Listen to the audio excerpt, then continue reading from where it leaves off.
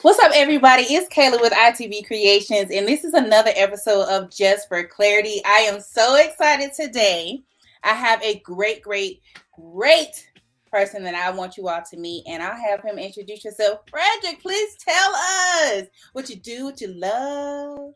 Well, first of all, I want to thank you, Kayla, for letting me appear on your show. It's definitely a pleasure to have a chance to talk to an audience and to have a support a channel that is doing things for our community. So definitely appreciate you asking. And as far as I go, my name is Frederick. I'm the founder and publisher of a company called MyFutPrint Entertainment, which are our biggest brand inside of us called Saturday AM. And essentially, we are a diverse manga brand. So we create manga, which is a Japanese term for comics. But we create that with the sort of style that's very similar to Japanese culture. So if you see things like Naruto and Dragon Ball, we do the same thing, but they'll be featuring either people of color as some of the creators, or the characters will be featuring people of color. So we have been having success with that, and we're just continuing to push on, growing our brand into more of a global brand for people around the world to support and to be a part of, creating manga for a new generation.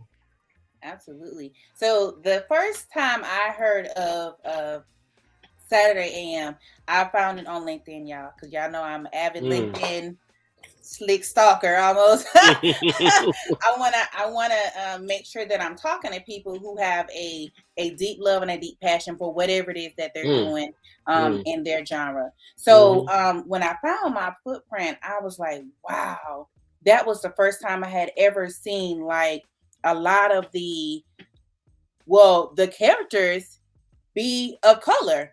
Right. That's right. Other than like in Bleach where Yorichi. Right. We don't even know if she's black all the way, but that's what I was getting ready to say. Her over that's to our side, 100%. and I identify with her. So that's when right. I saw all the manga that we're definitely going to get into, we're going to talk about. I was like, this is so crazy. Yeah. So I have to talk to him. I gotta get him over here, and I'm so grateful that I was able to get a few minutes of your time. So since we're talking about it, like, tell us about MyFutPrint LLC. Tell us about how that name came about and what made you even want to enter in this space. Well, first of all, we're going to get into what you said a few minutes ago, because that's the key, right? That's the key, is that manga is so big, it is so popular, and that we have to look at characters and be like, I'm going to claim that character because I think they're black, even though like they have nothing else connected to them to make them black. They never said they were black. They don't do anything to their hair. Their facial features don't look black. They can, if they change the skin tone, they can easily be considered whatever Japanese or manga characters are considered. So that was really at the core. So, and it's not just Yorichi from Bleach. There's so many characters who fall into this boat, like the characters from Naruto, from that land of the Raikage, and that land where they all have darker skin, but their hair don't look nothing like our hair. So it was like look like sharks, like fish people. Well, they had to kind of like, they all had blonde hair, but it was like some of it was like didn't look like, it didn't have our texture. So it's like, you never know, you know what I mean? And it's like, and the thing about it at the core of it is that, like I said, I got very frustrated. I was probably a little older than you. I got a little frustrated seeing that for decades, because I've been a fan of manga since I first discovered manga and anime in the late 70s. But as I got older, again, that frustration was really there, and what really motivated me, because I'm like, I don't understand how this format has gotten more popular than it was when I was a kid. It's more available. People are growing up with it. Generations of kids are growing up with it. And yet they don't feature people who look like you and I. Like that really bothered me, still bothers me, because what that tells young people is that we don't matter. Right. Not saying the Japanese, by the way, intended to do that. I'm not at all suggesting that, but that's a consequence when we don't see ourselves, is that we don't matter. And so when you're a young kid and you're saying, for 5, 10 years of this material, and everyone's talking about, all the kids in your school are talking about, and someone who looks like you is never a star, Yeah. You're never Or lead. you're never a lead. You're never like the main friend. You're never a sidekick. If you are a sidekick, like your third, fourth, or fifth sidekick, you're never the cool character. You're never the handsome or beautiful character. It's Definitely always never a the cool blunt. character. Right. Well, you're never the beautiful character. I mean, again, I've been to Japan. I was in exchange student in Japan when I was younger. I've taken Japanese. I've been there. I've done business with Japanese. I ain't never seen nobody who looks like Edward Albert. I ain't never seen nobody who looks like Naruto Uzumaki walking around Japan who's Japanese. Like I ain't never seen that. I ain't never seen that. And so, but that's normal. Like in manga and anime, you would think that's normal. Like that's not normal. That no one looks like that. And so the point being is that we have to acknowledge, if no one else will, that there is this sort of affection for whiteness in other parts of the world, including Japan. And I don't mean whiteness as in skin tone. I think sometimes people who want to apologize for that try to make it seem like, oh, well, it's just a white skin thing. It's like, no, there's a blonde hair, blue eyed, like there is. Love affair that many cultures have, and they have particularly in Japan. And you can see this, by the way. There's an excellent YouTube channel called Black Experience Japan. If you've ever seen that, you check that out. It's an excellent channel. And it's his brother who lives there, and it's like it never fails. And he talks to like Black people. He talks about Black people. He talks to Black people, particularly who live in Japan or live in Korea or live in Singapore, and it never fails. And they'll be talking to him, and they'll be like, well, how do you how's the dating here? This and that. And they'll say, look, I'm gonna be real with you. Like they prefer, blonde hair, blue. That's their thing. Like, you know what I'm saying? Like if you ain't white, like it's a different thing. Doesn't mean they don't like it. Small percentage of those two. Exactly. And so again, I know I'm getting off topic here, but the point being is like that, what you said at the beginning, like that's such an important part of it, because again, like, you're a young, beautiful woman who loves anime manga, and this art form doesn't ever feature us. Like, so that was just at the end of the day, that was what started it. That was the whole thing that started. So MyFutPrint, the name just came because, first of all, I'm from North Carolina, and I went to UNC Chapel Hill. So, the foot that's in our MyFutPrint, and then the foot that's part of our Saturday M logo, that just came from me being a UNC Chapel Hill student, and the Tar Heel. And so we kind of did our own version of that. But at the end of the day, like, it's about standing up and trying to make a path. And so you got to put your foot down. So that's the idea. That's what inspired, the company. That's what inspired, our mission. And that's what the name came from. Okay, awesome. So manga is such a unique genre, right? It's such a unique space, because I didn't get into, I'm still like a new manga and anime lover. Yep. I didn't get into anime and manga until the pandemic, when I had to sit down, do nothing. And so 7 Deadly Sins ended. I was like, oh no, I have to figure out like what happened. That's when I started to get into manga, and I was like, whoa, right. Why didn't anybody tell me about this? Right. Like, this is wow. So since we're talking about that, tell me, if it's not Japanese manga, is it really manga? So, that's a really good question, and we get that a lot. And so again, as someone who, has been around for a long time and has been following this for a long time, the answer is yes. The answer is manga in Japan means comic book. So if you were in Japan and you held up, a comic, and this is just one of our sampler books here, but if you held up a comic to them, they're going to say it's manga. Like, they're not going to go, oh, this is what do you call it, a comic book or a graphic novel? They're going to say, oh, this is some manga. What is this? They'll start flipping through it.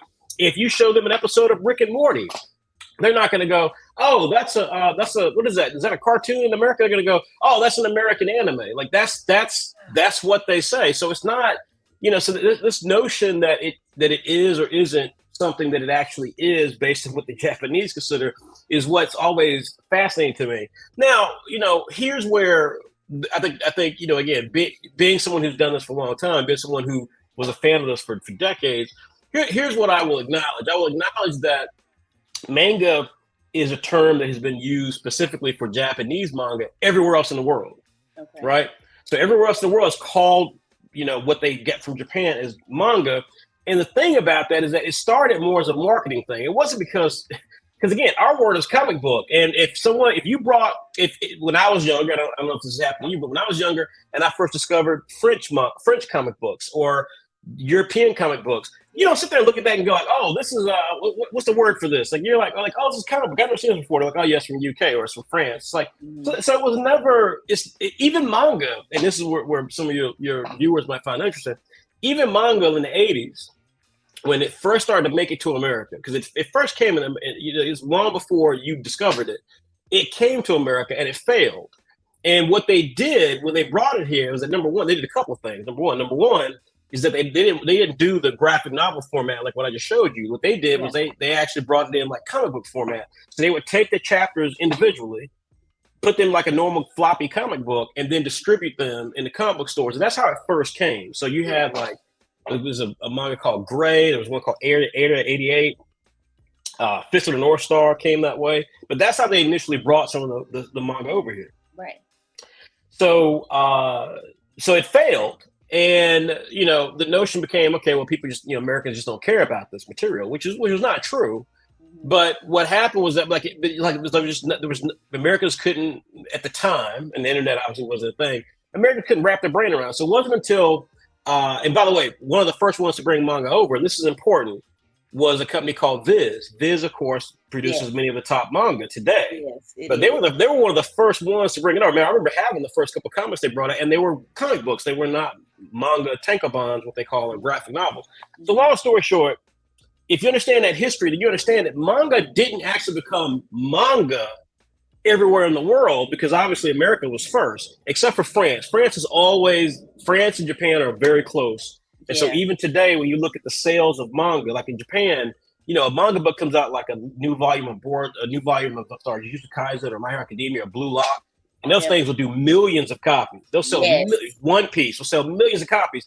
That ain't happening anywhere else in the world except for France. And France doesn't sell necessarily millions of copies, but France sells a hell of a lot more than America does. Yeah. And that's interesting, because normally we think of America as being so much bigger and better than everybody else in the world, but we pale in comparison to Japan when it comes to manga, and we pale in comparison next to France.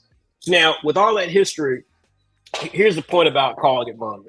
It did not become manga in terms of how people consider it manga today until a guy named Stu Levy, who founded a company called Tokyo Pop, he was the first one to really popularize manga into stores. So up until that point, again, only comic book stores would have it. Even though then they were kind of like, they didn't have success with it, so they didn't care about it. But he got the rights to Sailor Moon. This is back during the first anime run of Sailor Moon here in America. Yeah. And he got Sailor Moon, and he brought it over and was struggling to get it in the bookstores. And he thought to himself, why don't I just flip it? Why don't I just flip it? Do it just like they do it. Instead of doing it like we do in America, leave it exactly the way they do it in Japan, obviously translate it and everything else. Yeah. But do it exactly like we do in Japan. In fact, I'm even going to put like a strip right down the side of the spine here with the thing that runs around the front that says, like a red banner that says Tokyo Pop and stuff on it. So it'll be really easy to recognize. And so he was able to get Barnes and Nobles, or back in the day it was called Walden Books, and some of these companies. That's what finally got them to say, okay, this is kind of a gimmick. It's kind of strange, but yeah, we can get with this. And so they started carrying it. And that was really the explosion of manga as we currently understand it. That's what really set off this manga trend. So the point is that Stu not calling it books, because the bookstores didn't know what to do with it. That was the point. They didn't know what to do with it. They were like, well, what do we do with this? They're like, God, you got like 10 volumes of Sailor Moon thing. What do we do with this? Is it a kid series? Because it looks like kid stuff. It's like, no, it's more adult than that. So they didn't know what to do with it. So it wasn't until he said manga and said, no, it's manga, and it's actually a different product. Even the way that it looks is a different product. And so we're going to highlight that difference to make the stores actually care about it. And so then that led to Borders and all these guys starting to make manga a thing, and then exploded back in the early 2000s. And it's been obviously a big deal since then. So my point in telling that history is to say that there are two types of people who complain about non-Japanese people making manga. The first group, and neither group are, number one, Japanese. The two groups who complain about black people making manga, for example, never are Japanese. I've been doing this for 9 years. I ain't never had a Japanese person look at me and go like, "You can't call this manga." Not one. So that tells you right off the bat that there's something else going on when people try to criticize it being manga. Because if the Japanese don't think that way, well, then why are you setting you so bent out of shape that somebody black is making manga and calling it manga? It's exactly 100%. So that's either there's that group who's not Asian, so therefore maybe there's some racism or something going on. And the second one is that people who just don't know the history. So they're literally basing it off of what they themselves have grown up with. And it's like, number one, it's like, I'm like, I got 20 years on you. So let's chill out for a second. Like, I know the history. You know what I'm saying? It's like, no, you ain't telling me something. I know the history. And then what gets people, and I talk about this for years, is that as an African-American, I think this is where sometimes with the industry in particular, with certainly people who know Saturday AM, I think where they also get a little bit out of shape is that, again, number one, I'm not a kid, and I'm proud to be black. And when you have those two factors in industries that don't have a lot of black people in it, they're not used to that level of trying to of hitting that brick wall of trying to tell us what to do. And I let them know very quickly. I'm like, well, if you want me to call what I do not manga, then you need to go to Japan, Israel, Palestine, Pakistan, Afghanistan, United Kingdom, Canada. You need to tell Drake and all these cats to stop calling what they do hip hop. Because my community made that, not y'all's community. My community made that. So if you want to pay us some royalties on that and stop calling what you do hip hop, then you stop worrying about what we call something manga. And the reason why it's so egregious is because, to be clear, some of our biggest creators, this kid named White Manga, his real name is Adunze Ogugo, and he's from Nigeria. He's only ever known manga. You know what I'm saying? Like he's like you. I mean, not like you, but he grew up with manga was like the thing that he was into. That's all he ever followed. He didn't follow Iron Man or Batman or that stuff. So when you've got someone who's in their 20s and they've grown up only knowing manga, and now they're drawing in a manga style that is, you would not know it wasn't Japanese. Then and you can't tell the difference. You can't tell the difference, which is what makes our product so successful. Is that when you see it, you can't. It looks synonymous, except for the fact that it's got black characters. And so from that standpoint, again, we're not, you know what I'm saying? You don't hear us ever talking about that manga from Japan is not good. Or you ain't never gonna hear us say that. Like we love Japanese manga. But we also think what we do is good, and we're true to this. And so we're gonna do what we do. We're not trying to replace anybody, but we also feel like what we do is important, and we're gonna represent what we do. And from that standpoint, like I said, you ain't never seen the Japanese disrespect us. You ain't never seen the Japanese disrespect us. So those are the real things I would say to that. I think it's kind of a silly argument because, you know, and just the last thing I'll say to this is that if you look at the history of manga, from just a genealogy, meaning like the history of how the whole thing happened, right now, with the biggest thing that's happening is something called Webtoon. I'm sure you know about Webtoon. Yes, know about Webtoon, yes. So Webtoon is a Korean thing. Webtoon came from, it comes from this term called manhwa. It's manhwa. It's manhwa, correct. So you got manga from Japan. You've got manhwa from Korea. You have manhwa from China. You have manfra, which is actually French. So at a certain point, since our creators are from all over the world, like I'm not calling our stuff Black Mon or Mon Black or whatever, Mon America. That's ridiculous. Like, why am I going to do that? We publish people from New Zealand to Nigeria to Senegal to Hungary. Why we call our stuff diverse manga because we represent the entire world. But the key part to that, though, the part that's so crucial to that whole thing is that the reason the Koreans call their stuff manhwa is because they were occupied by Japan for a time. And during that occupation, manga was a thing. And then they adopted that and it became manhwa when they created their own content. Hence why a lot of that content looks very similar to manga. Like the average person wouldn't know the difference between manhwa and manga until you read it. Right. And if you read it, but here's the thing, if you read it, the only thing that changes are the cultural ideas and the names, right? Because look, you're going to still see a character with big blue eyes and blonde hair. That's still going to be in manhwa and manhwa. That's still going to be in there. Or all black hair. Of course. You'll see some of that, which is my point is that's the norm. That's what you should be seeing a lot of. But you're going to see a lot of different. You're going to see the same thing you see in manga. The only difference being the names and then the cultural ideas, right? So in Japan, Naruto Uzumaki is a blonde-haired, blue-eyed kid will rock a kimono in a heartbeat. He'll go to a cherry blossom festival in a heartbeat. Why? Because those are Japanese cultures. Yeah. Whereas in Korea, that character's name will be different. and he'll do different things that are more Korean culture or more Chinese culture. So again, when you look at the genealogy of the term, the point I'm trying to make here is that, so if you look at today, right, because those things have been around for decades. Those things have been around for decades. So if you look at today, the average young person, go on Instagram, and you're on Instagram, go on Instagram and look at some of these artists. They're saying, I make manga, and they're from Nebraska. They're from Costa Rica. They're from Brazil. They're from the United Kingdom. They're from, the Netherlands. So they're growing up saying, I make manga. So at a certain point, it's like, hey, that ship has passed the station. Yeah. You know what I'm saying? Yeah. Like whatever. Yeah, what you think you're gonna try? What you think you're gonna try to tell these kids? And that's my point about the hip hop thing again, is that Drake is one of the best selling artists in history. You're gonna go to Drake at this point and be like, stop calling yourself hip hop. Stop doing that, Drake. Stop doing that. You ain't hip hop. Whose man is this? And they're gonna like drag you by your hair out this 100%. And look, or he's gonna look at you and be like, this paper and all these fans I got says I make hip hop. Exactly. I've got my fans, so so hey, you can call me what you want to say. I'm doing fine, and that's pretty much our view of the whole manga term. Is that it's like, hey, we've been around for almost a decade. The Japanese love us. We got fans all over the world. We're in 31 countries with our books. We're the biggest brand in the space. So if people want to disrespect us and say, well, you can't call it manga, hey, care less. It ain't affecting us one bit. It don't affect us at all. Like we still doing what we do. We still call it manga. So.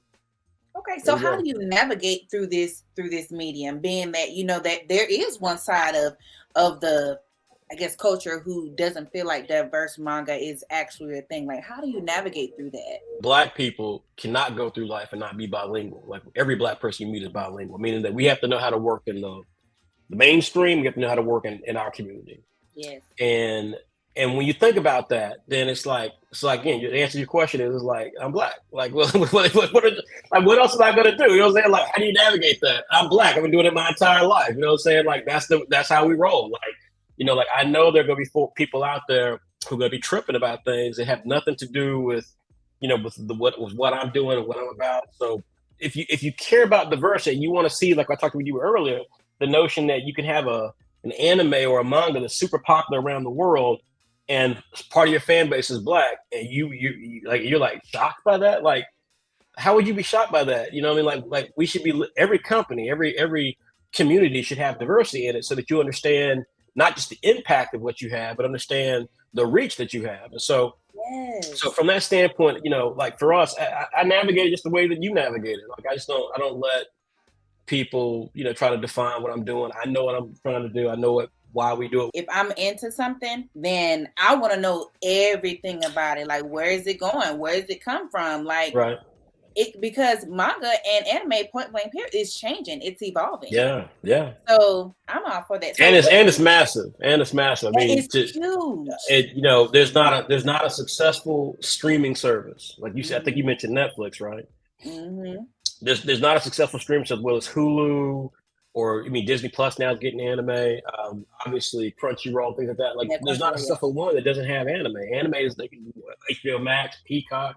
They all have anime. So like, anime is crucial for this younger generation. And then on top of that, manga, which is what we produce, manga is the hottest and in the most dominant category of book sales every year.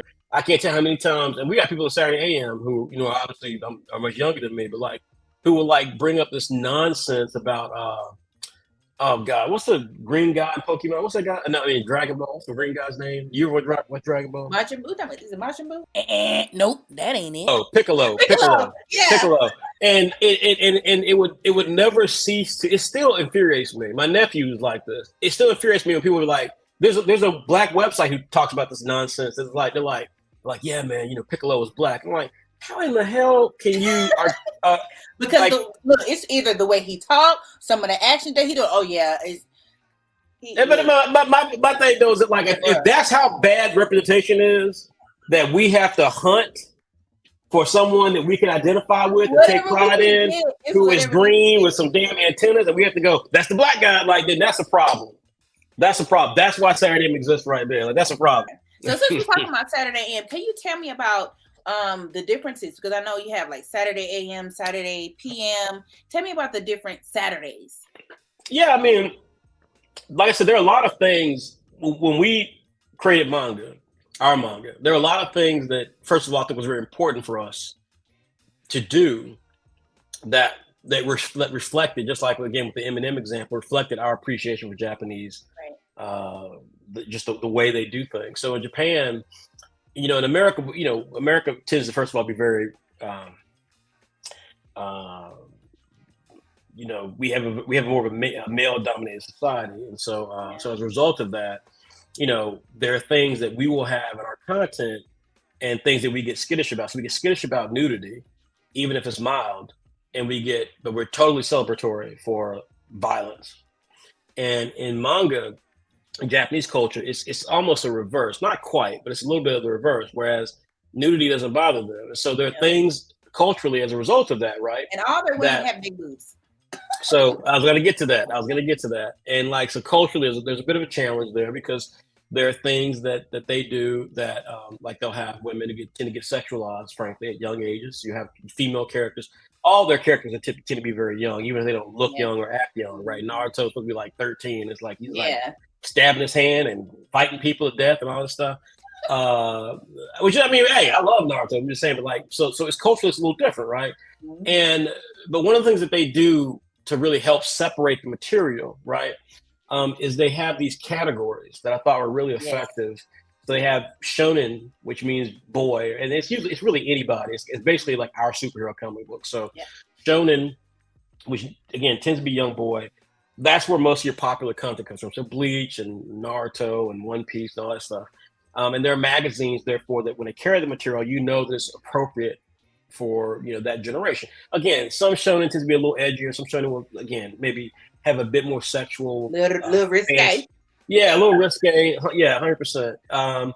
But for the most part, though, that's what you're going to get. Whereas shoujo or josei, is going to be more female-oriented content. So if you're like, I just want to read something that's going to feature more, female perspectives and feature more either romance or slice of life, or it can still be action. So, but at least we'll have a different perspective to it. Then I'm going to read something that's either shoujo or josei. And this seinen was just more adult for men, so it would be more.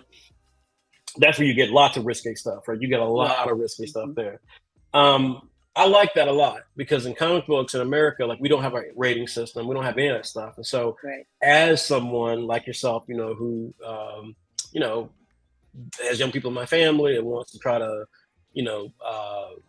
support young people, but at the same time, also wants to create great content. So I want to kind of give people some ease. Yeah, some variety, but some ease to be able to understand that, hey, if you get this may have some different type of content in it. So just understand that, don't be like, oh my God, like this person, like arm got blown off. It's like, well, that's a seinen, So that's what we did. We tried to create categories because one of the things, again, that I saw again with the sort of ignorance that tends to exist a lot with young people when it comes to anime and manga here in the West is that because they don't know those terms, they don't follow any of those actual details about the community of manga in Japan, then we would get people, submitting material to us.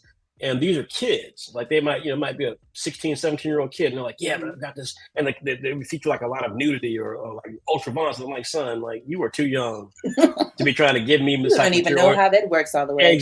100%. And like, so I really wanted to try to establish that culture here in the West. So we created Saturday AM, which is our flagship brand. And that speaks to shonen. Whereas Saturday PM, as you can imagine, therefore is the opposite of that. It's going to have those things. And as a result of that, those things would then be available if you want to see that type of material. And if we have creators who want to create that type of material, Saturday PM is that. And then we created Saturday Brunch, which is a manga anthology magazine. Because all these, by the way, are magazines where our series, just like in Japan, our series run. So when you get the digital issue, it has like 4 or 5 stories in there with different series. And as those series, every issue collect more and more material, we then collect them into a graphic novel. And so that's kind of the business that exists in Japan. That's what we do here in Saturday AM. By the way, we're the only ones who do that. Even Shonen Jump in America does not do that anymore. It's just an app. They just put all the content up there. So with that being said, Saturday Brunch was meant to speak to female and LGBTQ.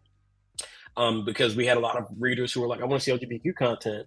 And by the way, all of our magazines can have LGBTQ content. We wanted to have at least a place where they knew they'd be able to get that. They Something didn't have to for everybody. Exactly. So that's the idea. So so I just really believe in that methodology the Japanese have to really kind of serve the customer. by giving them a clear line of what they're looking for. How do you choose the diverse manga artists who currently illustrate for MyFutPrint and for Saturday AM and PM?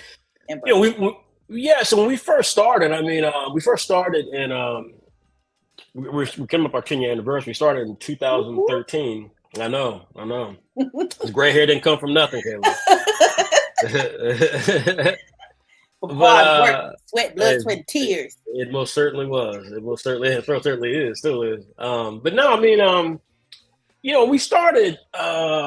Social media isn't what it was today. Like when we started, like social media was not what it is today. I mean, MySpace was still a thing, and people were on MySpace. Yeah, and people were on MySpace talking about, hey, read my comic book. So right. I think, if I remember correctly, I think DeviantArt, which is, by the way, not even a thing hardly anymore. I mean, it's still a thing, but like Instagram totally overtook it, DeviantArt. Yeah.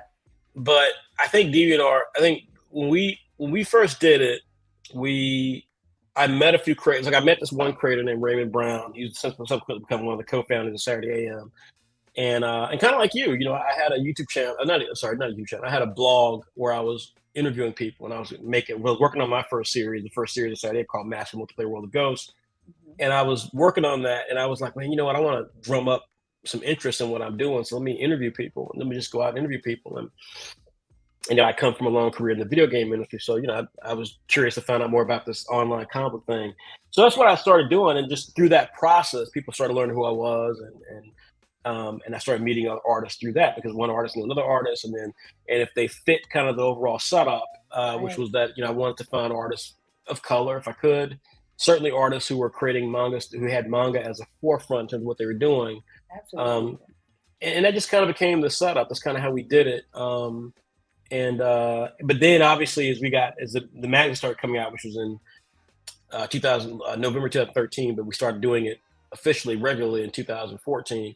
Once that started happening, then we had people applying to us like literally every month, and then it became every day.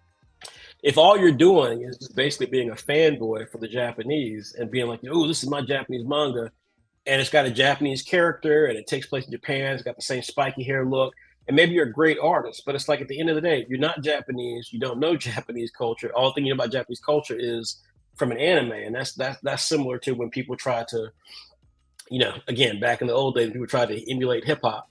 Yep. And let's say non-black people tried to emulate hip hop, and they would turn their hat to the side. Yeah. They kind of walk like this. Yeah, they kind of like kind of talk in this kind of broken Ebonics, and you're like, you are getting black culture through a vehicle that has nothing to do, like, you know what I mean? Like you're simulating black, right? Like that. Exactly. And I think a lot of our creators even had to like really put that on them. Yeah. And help them understand that, like, when you do this, not only are you embarrassing yourself, but you're embarrassing Japanese culture, because you're trying to distill it down to a cartoon, and that's just stupid. So like live in your truth. As the kids say today, live in your truth. Yes. You know what I'm saying? If you're European, if you're Latino, if you're Arabic, like your story is good enough. Yeah, your story is good enough. Okay to be who you are. 100%.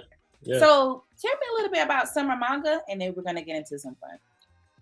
Yeah, I mean, as I said before, I think if you look, you and I both know, and your viewers will know, that especially after, at least recently, there's examples throughout history, but recently after the tragic death of Brother George Floyd, we all know that like companies came out the woodwork, and probably people that came out the woodwork talking about, I want to listen to you. I want to hear you. You know what I'm saying? Like, talk to me, Kayla. I want to hear what you got to say, Kayla. I want to just give you time.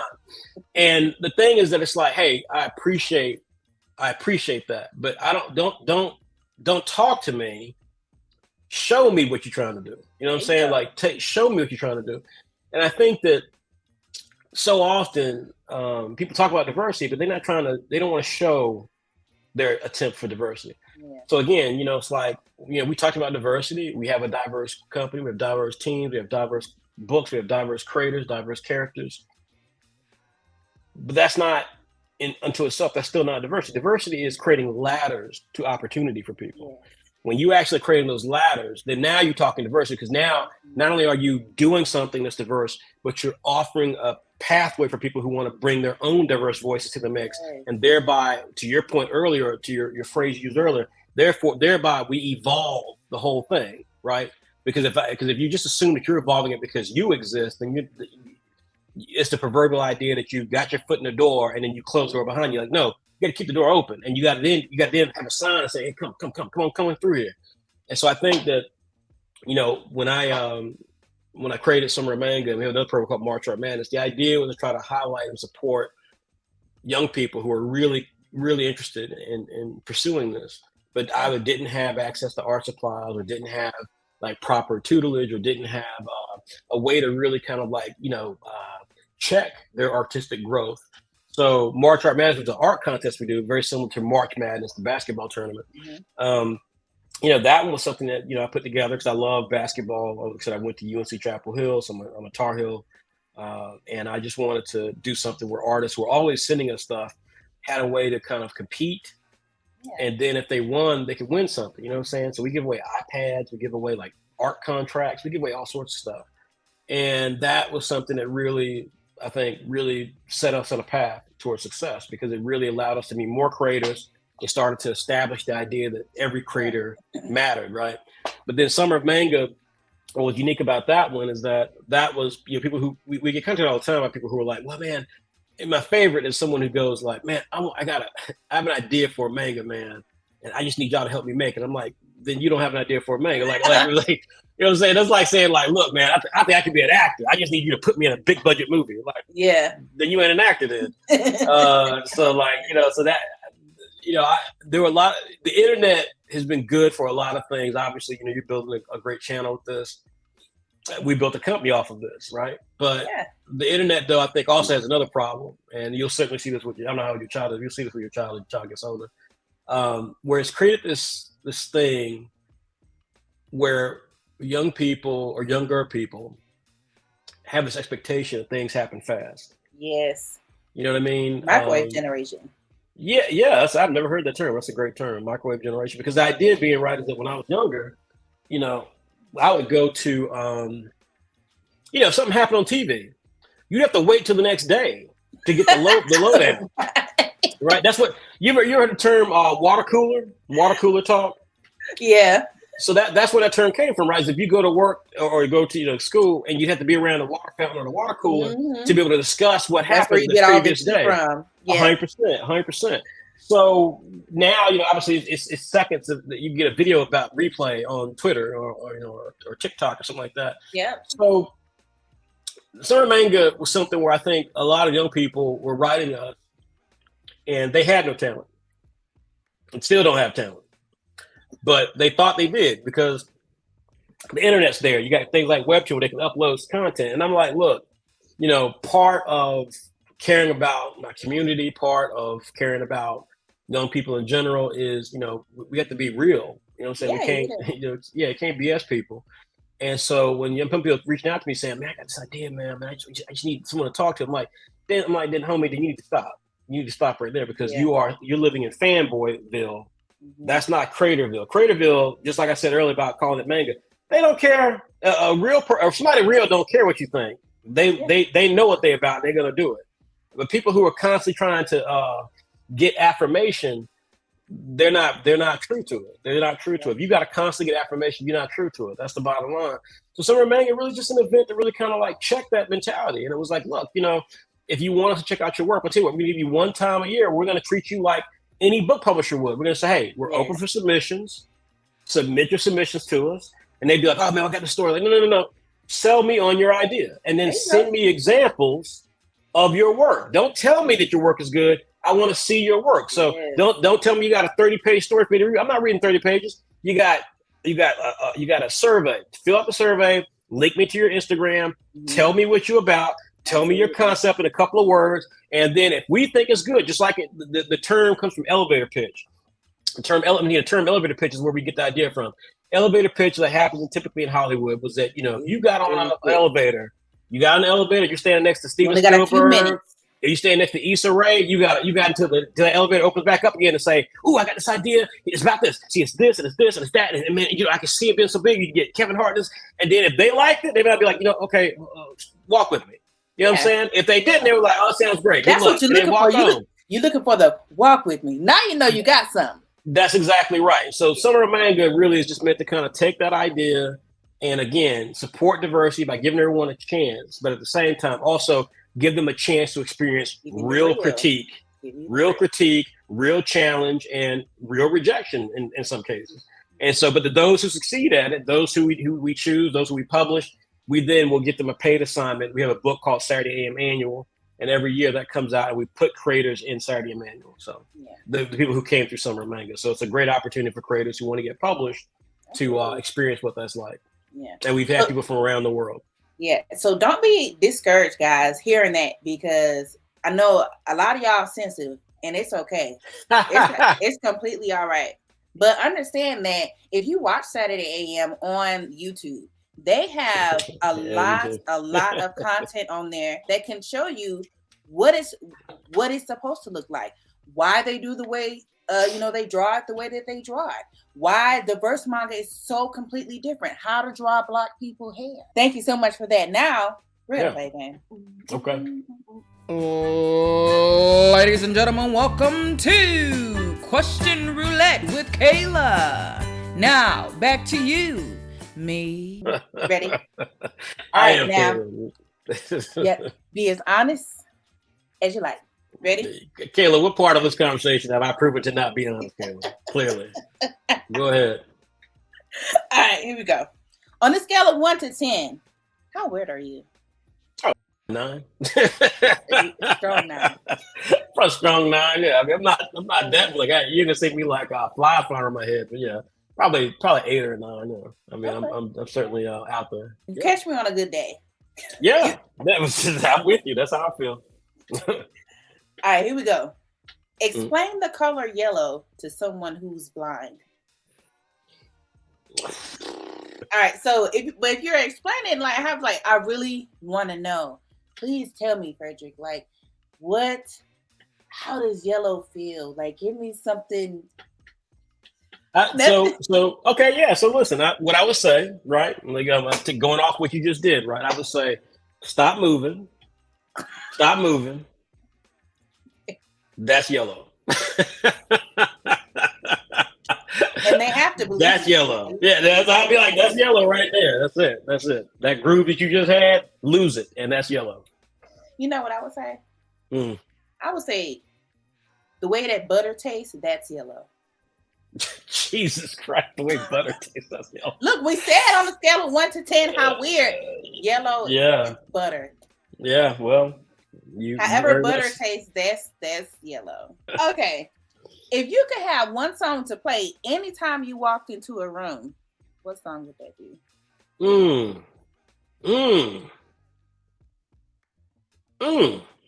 That is a good question. That's a good question.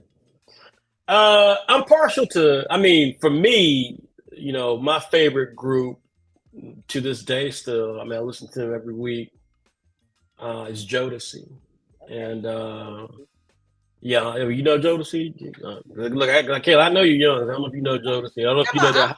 I'm cultured. Okay, with Jodeci, that was my group back in the day, man. Because they had some of the best ballads, man, and they just they threw it down. But they KC JoJo, was something else, man. But they had a song called "Success." I remember I listened to on that.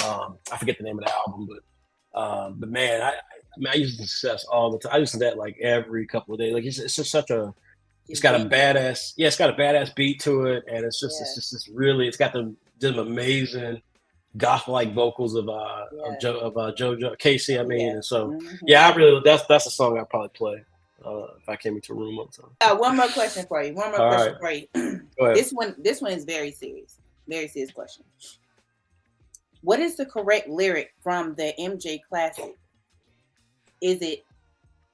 Look at my face is serious right now.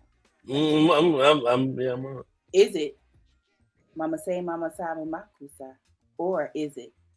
I'm gonna say it one more time. I'm not gonna stop. No, I think it's the first one. No. Oh well, I mean, yeah. It's the second one. Yeah, the second one. Then, yeah, I could definitely say when I was younger, that was it. Michael Jackson, that was it. So, I mean, love Michael Jackson, but yeah, that was definitely, definitely didn't catch that. So, who is this? Charles from Alabama sent me this question. Yeah. And I was like, okay, well, let me make sure I know what it is for real, for real. It's definitely, I'm going to say it one more time. I'm not going to stop. But if you're black and you add a cookout, it's mama say, mama say, mama 100%. I mean, I like I said, I've been around for a long time. I was a huge Michael Jackson fan when I was a kid. And most certainly did not know that was the actual lyrics. I'm going to say it one more time. I'm not going to stop. That's what it is. Wow. But, all right. So it's definitely been a pleasure talking with you. So before we go ahead and in this segment, go ahead and give everybody your socials, where you can, where they can find you, any product and any apps that you have. Put it on out there. Shameless plug. Yeah, well, first of all, thanks again for having me. I really appreciate it. This was a really fun time, and hopefully continue to support manga and anime, because again, it's a wonderful category, and for everybody who watches it, there's so many great content out there, and obviously we just hope that you will check our stuff out as well. If you like, existing manga and anime from Japan, check our stuff. And by the way, we're in talks to have our stuff turned into anime, so be on the lookout for Clock Striker and Apple Black and some of our titles being animated in the near future. To learn more about us, you can go to our website. It's www.saturday-am.com, and you'll find information about our individual series up there. You'll find all the places you can buy our books from there as well, our graphic novels. You can also access our digital magazine on our web app, where you can download the app for your phone from our website. So again, it's www.saturday-am.com. We also have a very vibrant social media. We have many creators who we work with them on the social media. The best way to find us on Instagram is our handle is @Saturday_AM. And that is the same for Twitter. And those are our two biggest platforms you can find us on. Although, as Kayla said, we also have a pretty vibrant position on YouTube. You can find us on YouTube as well. All right, thank you. Peace.